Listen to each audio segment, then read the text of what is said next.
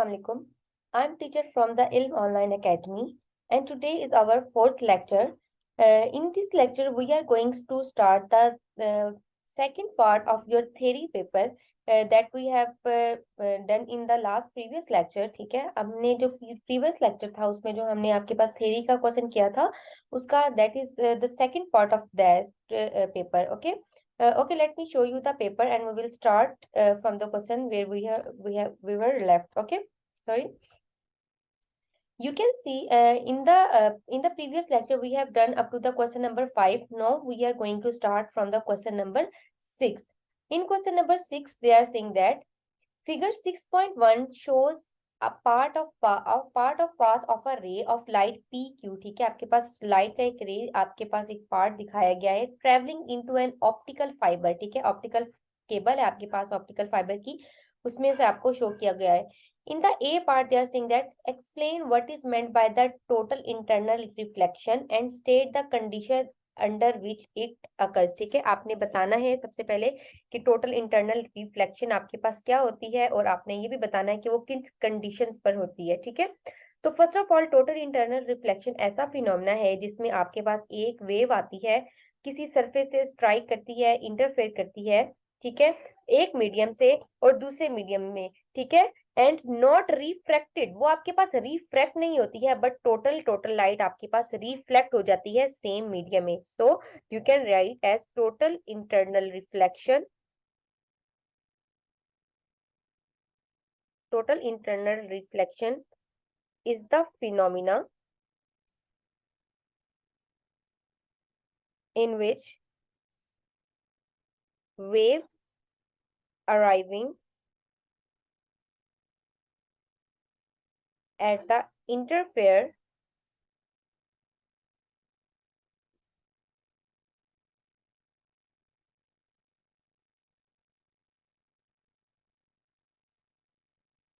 from one medium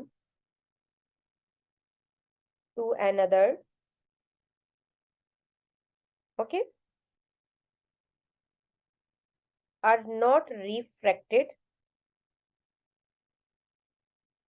to the second medium but completely reflected.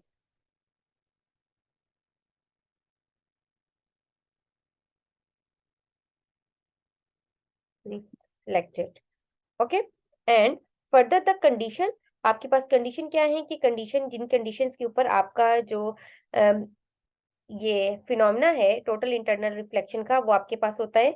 तो इसके लिए condition आपके पास होती है कि आपके पास जो एंगल ऑफ इंसिडेंस होता है वो आपके पास क्रिटिकल एंगल से ग्रेटर होना चाहिए. ठीक है, so angle of incidence should be must be greater than critical angle. ठीक है, फर्स्ट ऑफ ऑल आपके पास ये कंडीशन है इसकी. सेकंड थिंग है आपके पास कि angle of incidence is equal to the angle of reflection. And you know that this जो लॉ है आपके पास, ये आपके पास हर चीज के लिए होल्ड करता है कि आपके पास angle of incidence is equal to आपके पास होता है एंगल ऑफ रिफ्लेक्शन के. Now in the B part they are saying that carefully complete the path of the ray of light until it reaches the end R of the optical fiber. ठीक है, आपने बताना है कि आपके पास इसका light का फर्दर पाथ क्या होगा, जिस पाथ में से आपके पास ये लाइट जो है ये ट्रेवल करेगी. ठीक है, आपके पास ये शो की हुई है आपको, आपने जस्ट इसमें पाथ जो है उसको ड्रॉ करना है. Okay, you can draw the path. आपको पता है कि लाइट कोई भी रिफ्रैक्ट नहीं होगी, टोटल लाइट जो है वो आपके पास रिफ्लेक्ट होगी और टोटल इंटरनल रिफ्लेक्शन से. ठीक है, और एंगल ऑफ इंसिडेंस जो है वो इक्वल होगा आपके पास एंगल ऑफ रिफ्लेक्शन आर के. so this light will be straight bending into the this point and strike the that surface. ठीक है, और इस सरफेस पे आपके पास एंगल ऑफ इंसिडेंस जो है वो आपके पास एंगल ऑफ रिफ्लेक्शन के इक्वल होगा. फर्दर इस पार्ट से अगेन आपकी जो रे है वो आपके पास स्ट्राइक करेगी नेक्स्ट फेज पे एंड फर्दर नेक्स्ट फेज पे आपके पास स्ट्राइक करेगी और आपके जो एंगल है वो आपके पास स्टार्ट रहेगा. इस पॉइंट पे भी आपके पास ये surface angle of incidence is equal to angle of reflection और फर्दर आपके पास ये इंसिडेंस रे और आपके पास रिफ्लेक्टेड रे जो है ये आपके पास फर्दर पाथ को जो है वो प्रोसीड करती रहेंगी. Okay, now see the question number 7. In the question number 7 they are saying that the following list contain the name of the type of energy transfer by mean of wave. ठीक है, आपके पास energy की कुछ types बताई हैं जिनके through हमारे पास energy जो है वो ट्रांसफर होती है। You know that wave is a form to transfer the energy. ठीक है, they are saying that which one of this is not a type of electromagnetic wave. आपके पास कुछ वेव्स दी हुई हैं, आपने बताना है कि कौन सी वेव है जो इलेक्ट्रोमैग्नेटिक नहीं है। First of all, electromagnetic waves आपके पास कैसी वेव्स होती हैं? इलेक्ट्रोमैग्नेटिक वेव्स आपके पास वो वेव्स होती हैं जो कि आपके पास मीडियम डिपेंडेंट नहीं होती, वो आपके पास स्पेस में से भी ट्रेवल करके जा सकती हैं। You can see the sound wave. आपको पता है कि साउंड वेव को ट्रेवल करने के लिए मीडियम रिक्वायर्ड होता है, लेकिन आपके पास इसमें साउंड वेव जो है वो इलेक्ट्रोमैग्नेटिक वेव में, तो आप इसको लिखेंगे कि साउंड वेव आपके पास इलेक्ट्रोमैग्नेटिक वेव की टाइप नहीं है, because it requires a medium to propagate. Okay, in the B part, they are saying that state the nature of the wave you have named in A। ठीक है, आपने बताना है कि जो आपने की साउंड वेव है इसकी नेचर क्या है। आपको पता है कि साउंड वेव आपके पास इलेक्ट्रोमैग्नेटिक नहीं होती हैं, but sound wave are your mechanical waves. Okay, and mechanical waves are those waves which do not require which require the material medium for their propagation। ठीक है, साउंड वेव को material medium required होता है अपनी propagation के लिए, ताकि वो फर्दर जो है वो प्रोसीड कर सकें। लेट्स से कि अगर आप किसी से बात करते हैं, किसी पर्सन से, और आपके और उस पर्सन के दरमियान में एयर जो है वो मीडियम नहीं है, तो आपकी साउंड उस पर्सन तक ट्रेवल होके नहीं जा सकती है। ठीक है, आपके दरमियान की एयर जो है उसके पार्टिकल्स कंप्रेस होंगे, रेयरफेक्ट होंगे, तब भी आपके पास जो है फर्दर वेव जो है वो ट्रेवल करेगी।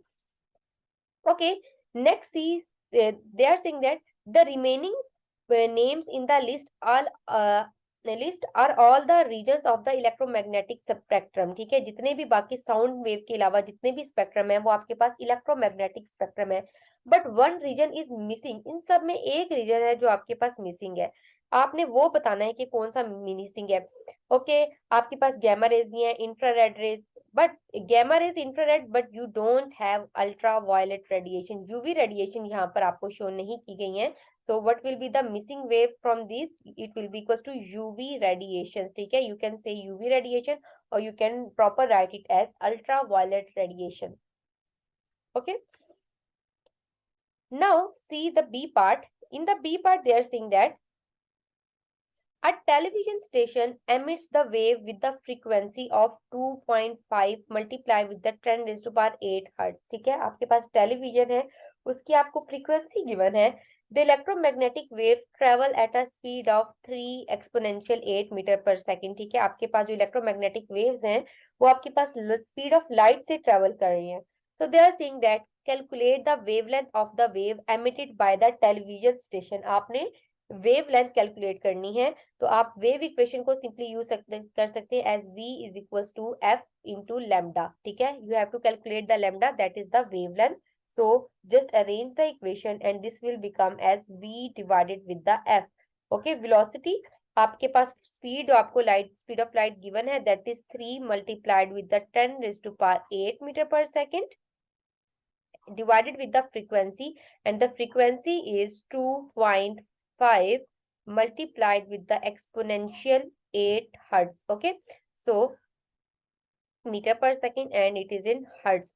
Okay, just divide this value, and when you will divide this value your answer will be equals to 1.2, and the wavelength always measured in the meter, so the unit with this one is equals to the meter। Okay, so that was your question number 7।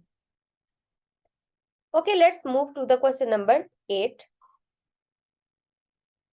See, in question number 8, they are saying that, sorry, the circuit in figure 8.1 contains a 2 volt cell। ठीक है, आपके पास एक जो battery लगी है, that is 2 volt की आपके पास battery लगी है, whose resistance should be ignored। ठीक है, आपने उसकी रेजिस्टेंस को इग्नोर किया हुआ है, उसकी रेजिस्टेंस को फर्दर इन्वॉल्व नहीं किया हुआ। There are also 3 resistors a 3 position switch। ठीक है, आपके पास 3 positions आपको स्विच की गिवन है, और उसमें आपके पास 3 रेजिस्टर, आपके पास 2 रेजिस्टर्स लगे हुए हैं। ठीक है, okay, further an ammeter and other component P. ठीक है, आपके पास एक पी कंपोनेंट लगा हुआ है और आपके पास फर्दर जो है वो आपको गिवन है। आपने बताना है state the name of component P. आपने बताना है ये जो पी कंपोनेंट है, इस क्या ये आपके पास क्या है, you know that this is the component of the capacitor, ठीक है, ये आपके पास कैपेसिटर का साइन है, so you can write mark it as the capacitor, okay, that is your capacitor, parallel plate capacitor, okay, so mark it, this is the sign of the capacitor.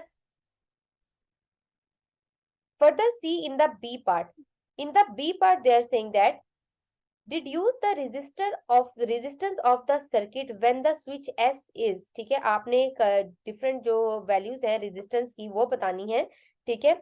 अच्छा, अब देखेंगे आपके पास पैरेलल प्लेट है, तो parallel plate में आपके पास voltage जो है वो आपकी सेम रहेगी, ठीक है। आपने जस्ट इसकी जो वैल्यू है वो बतानी है कि आपके पास अगर पोजीशन ए पे आपका स्विच क्लोज होता है, जैसे आपको फिगर में शो किया हुआ है, तो आपके पास रेजिस्टेंस किस तरह होगी, आपको पता है कि अगर आप स्विच ए को क्लोज करती हैं तो करंट पास करके आपके पास इस पोजीशन पे जाएगी, और फर्दर जो आपके पास रेजिस्टेंस इसको आपके पास फेस करनी पड़ेगी, the value for the resistance will be equal to the 5 ohm, ठीक है। आपको क्लियरली आपकी डायग्राम से ही शो हो रहा है। तो आपके पास अगर पोजीशन ए पे स्विच अटैच होता है, तो पोजीशन ए पे अटैच करने की वजह से रेजिस्टेंस की वैल्यू होगी 5 ohm resistance,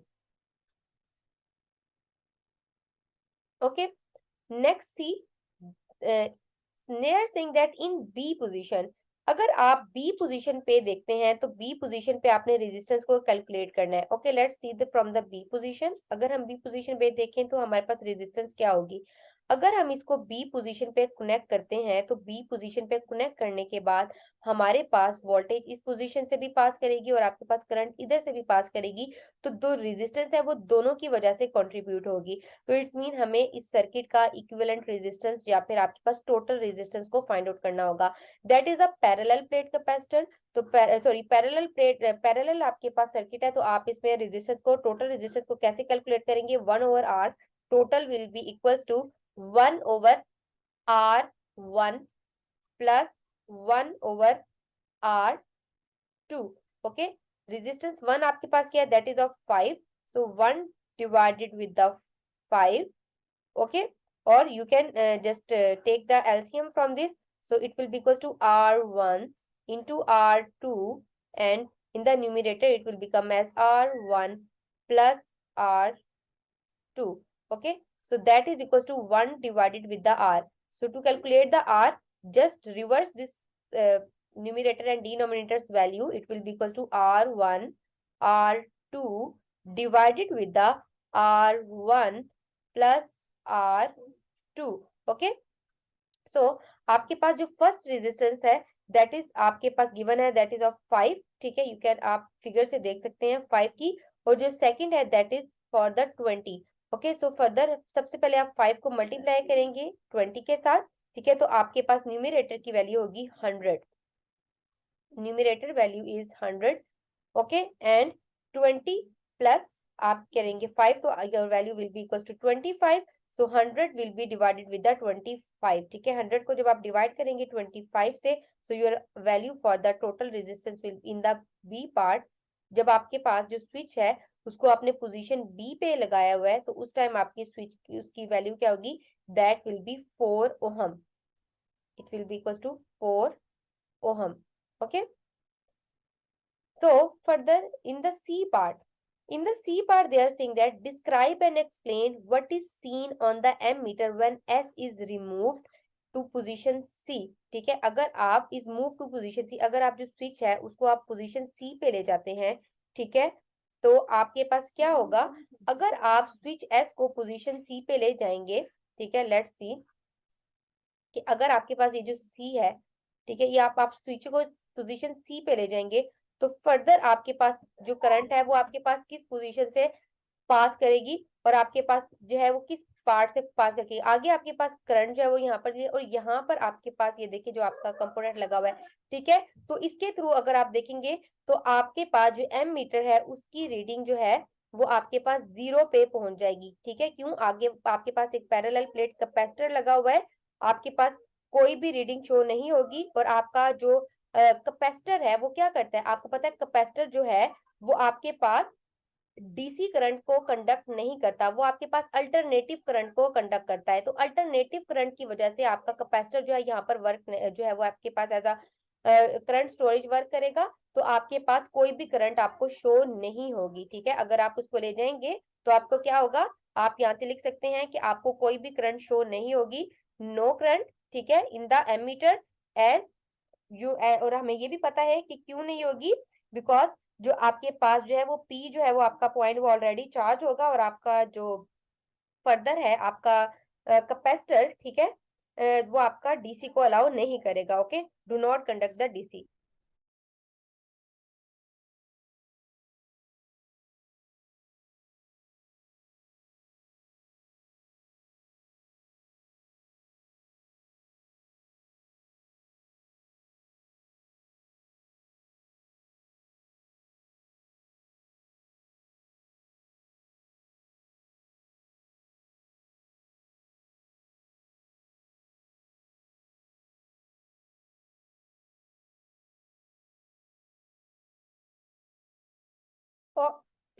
okay, let's see in the D part, ठीक है।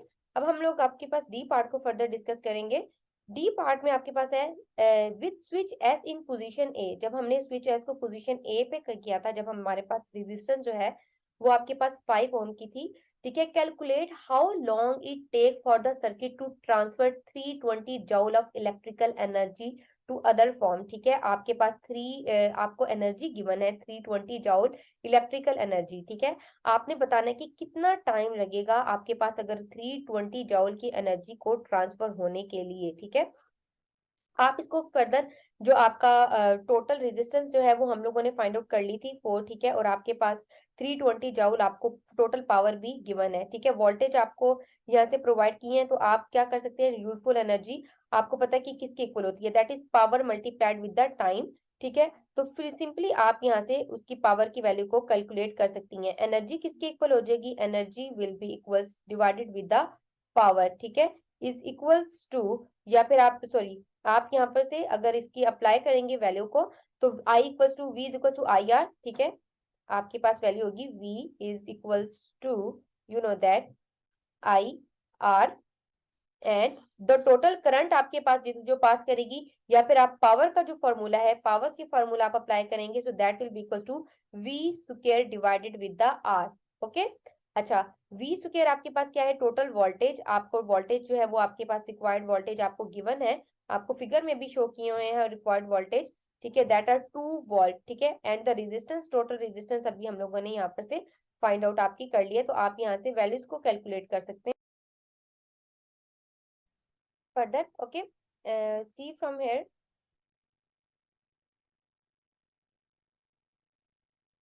पावर। अच्छा, अब हम अगर हम इसमें से पावर का फॉर्मूला जो है उसको अप्लाई करते हैं, अगर हम टाइम फाइंड आउट करने के लिए, वी नो द वोल्टेज, ठीक है। वोल्टेज आपको प्रोवाइडेड गिवन है, वोल्टेज आपके पास है 2, ठीक है। अगर 2 का स्क्वायर लेंगे that will be equal to 4, और इक्विवेलेंट रेजिस्टेंस भी हम लोगों ने फाइंड आउट किया, दैट वाज 4 ओहम, ठीक है। तो दैट विद द पावर आपके पास किसके इक्वल होगी, power will be equal to the 1 watt. Okay, so further आप यहाँ से जस्ट पावर का फॉर्मूला अप्लाई करें। पावर आपके पास किसके इक्वल होगी, you know that power is equals to the energy supplied divided with the time T. You have to find out the time, so take the time to the left side, so time will be equals to the energy divided with the power।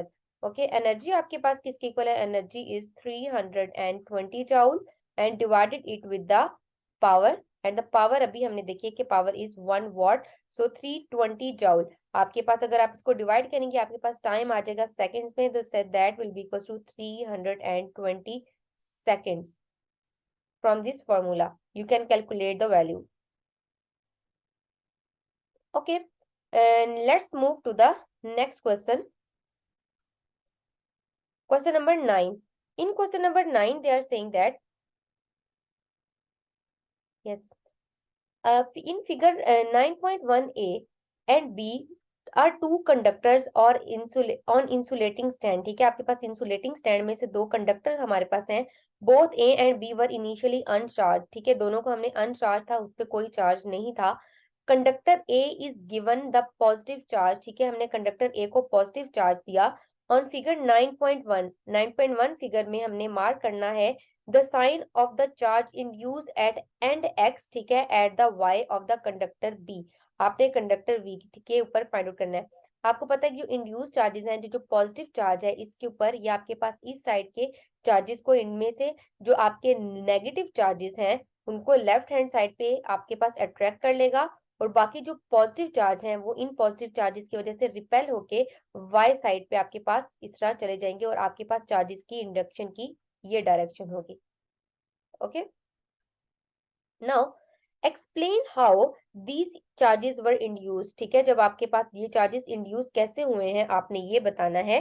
ठीक है, so the positive charge on the ए, तो आपके पास क्या हुआ था, positive charge जो ए पे था उसने क्या किया कि जो कंडक्टर बी था उसमें से जो चार्जेस थे नेगेटिव उनको अपनी तरफ अट्रैक्ट कर लिया, और जो पॉजिटिव चार्जेस थे उनको रिपेल कर दिया, जिसकी वजह से एक साइड पे आपके पास पॉजिटिव चार्ज होगी और एक वजह से आपकी तरफ नेगेटिव चार्ज होगी। ठीक है, the conductor A has attracted the negative charges from the B and repel the positive charges, as unlike charges repel each other.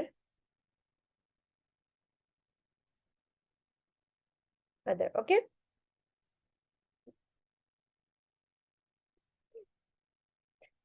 In this form जो आपके पास ये है कि चार्जेस जो है वो आपके इस कंडक्टर में इंड्यूस हो गए हैं। फर्दर सी, नेक्स्ट आपके पास सी थर्ड पार्ट में वो कह रहे हैं एक्सप्लेन वाई। ठीक है, आपने बताना है कि ऐसा क्यों होता है।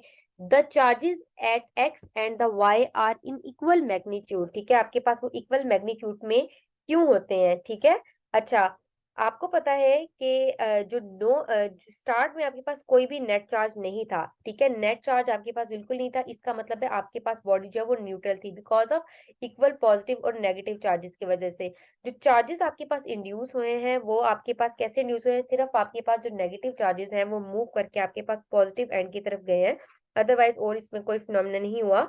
तो आपके पास क्या हुआ है कि आपके पास चार्जेस को उन्होंने अपनी तरफ पुल किया है, नेगेटिव चार्जेस को अपनी तरफ खींच लिया, और जो आपके पास पॉजिटिव चार्जेस थे उन्होंने उनको अपनी तरफ से अपने से दूर भेज दिया। ठीक है, रिपेल कर दिया। ठीक है,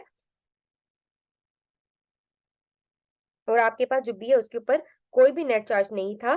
ठीक है, तो आपके पास ना ही चार्जेस का गेन हुआ है और ना ही आपके पास कोई आपके पास लॉस हुआ है। ठीक है, so B was neutral as it was not charge,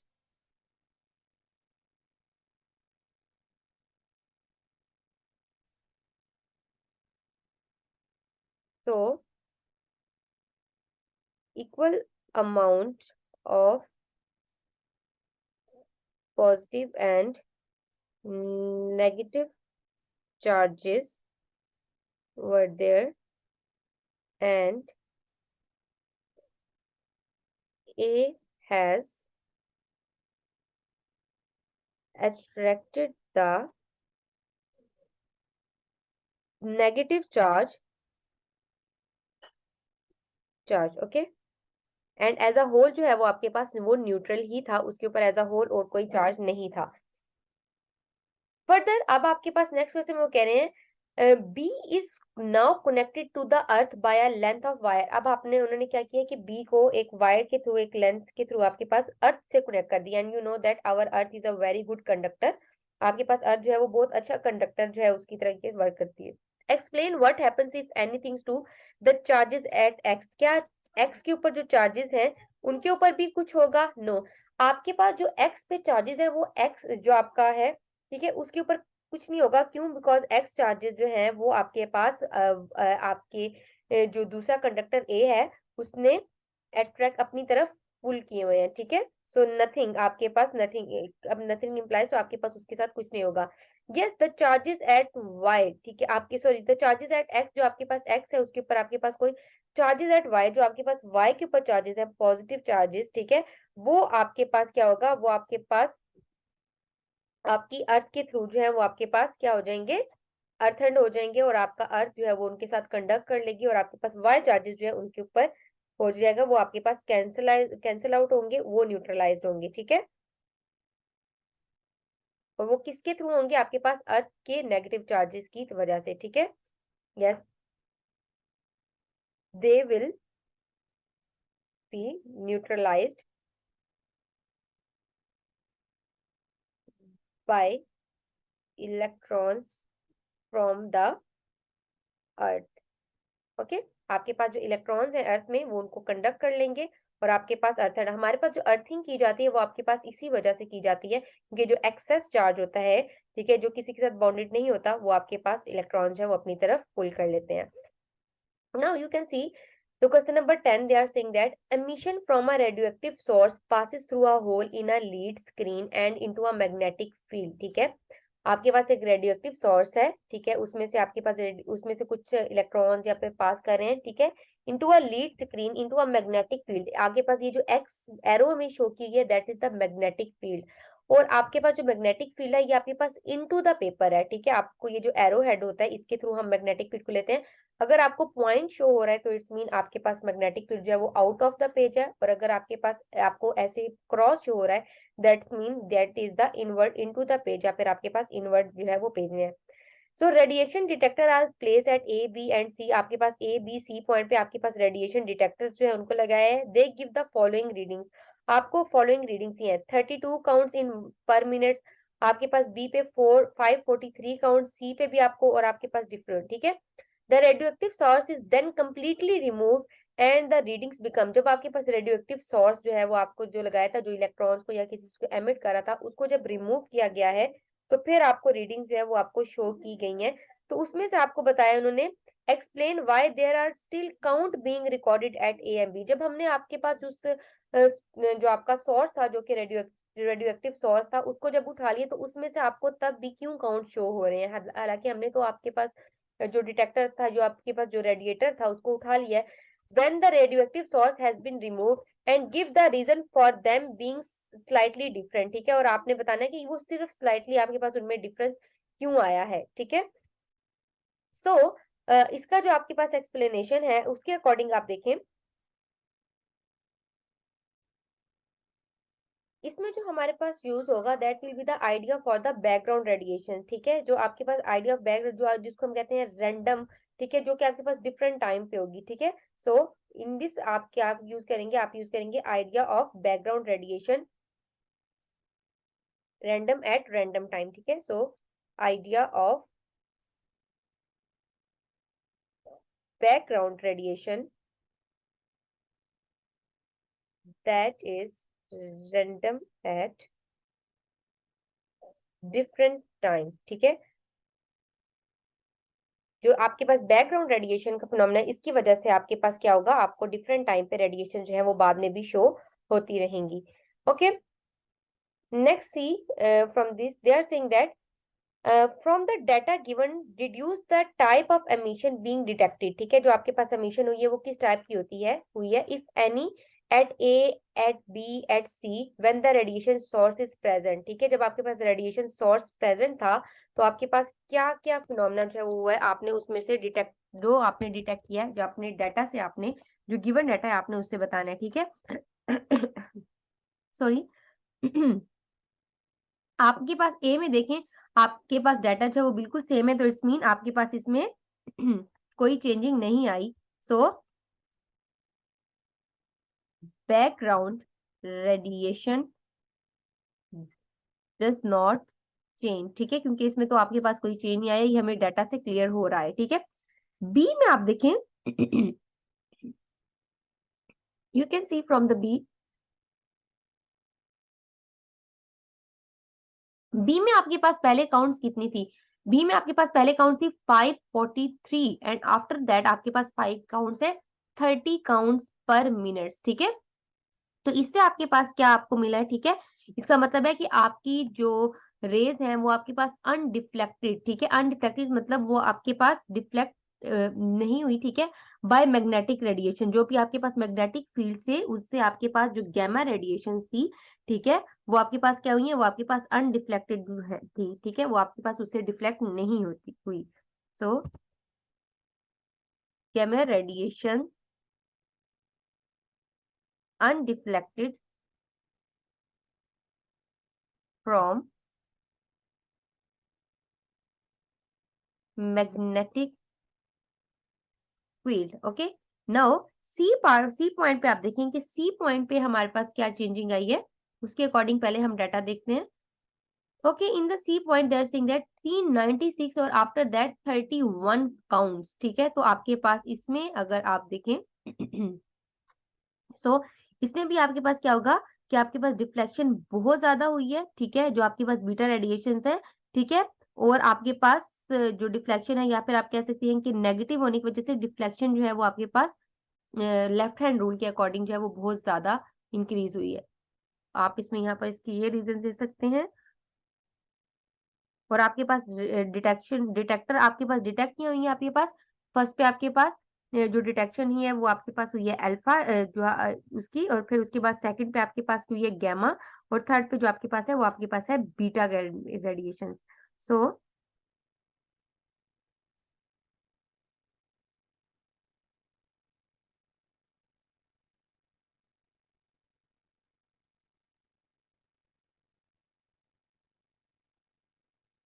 rule. Okay, इसके अकॉर्डिंग आपके पास जो रेडिएशन है वो आपकी डिफ्लेक्ट हो जाएंगी। Okay, now let's move further to the next question.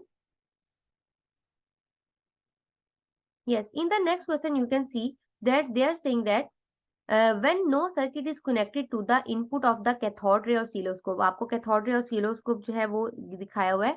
जब आपके पास कोई भी सर्किट कनेक्ट नहीं था, there is a horizontal trace across the middle of the screen. ठीक है, हॉरिजॉन्टल ट्रेस जो है वो बिल्कुल एक स्ट्रेट लाइन आपको शो की गई।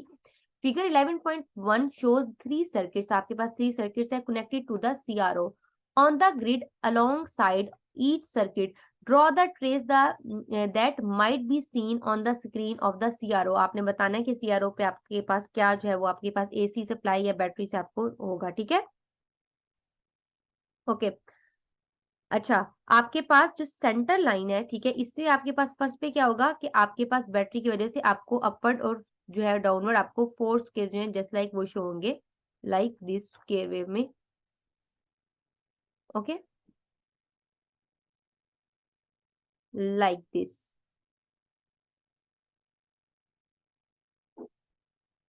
Sorry, just like this. ठीक है, फर्स्ट में आपके पास फिगर में आपको होगी जब आपके पास एसी सप्लाई होगा।